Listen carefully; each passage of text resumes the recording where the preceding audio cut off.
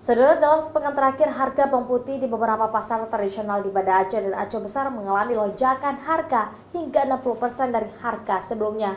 Kenaikan tersebut menurut pedagang disebabkan stok yang berkurang karena ketersediaan barang dari importir di Sumatera Utara.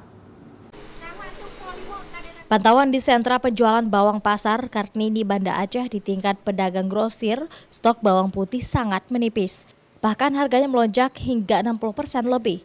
Bila sebelumnya harga satu karung hanya Rp300.000, saat ini melonjak hingga Rp900.000 hingga Rp1.000.000. Sedangkan harga eceran di tingkat pedagang mencapai Rp60 hingga Rp80.000 per kilogramnya.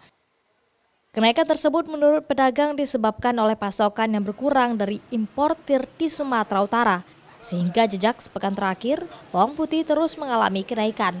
Dan pedagang memprediksi harga bawang putih akan terus melonjak hingga beberapa pekan ke depan.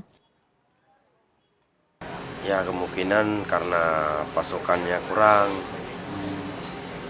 dikarenakan pengirimannya kurang, impornya nggak ada stok. Nah, jadi disitulah ada kekurangan, makanya kekurangan barang, naiklah harga melambung mencapai Rp80.000, Rp60.000. Kenaikan harga bawang putih hingga 60% lebih tersebut membuat para pedagang mengeluh karena berdampak pada menurunnya daya beli konsumen. Pedagang hanya berharap harga salah satu bumbu dapur tersebut bisa kembali normal seperti biasanya. Mustajab, Kompas TV, Banda Aceh.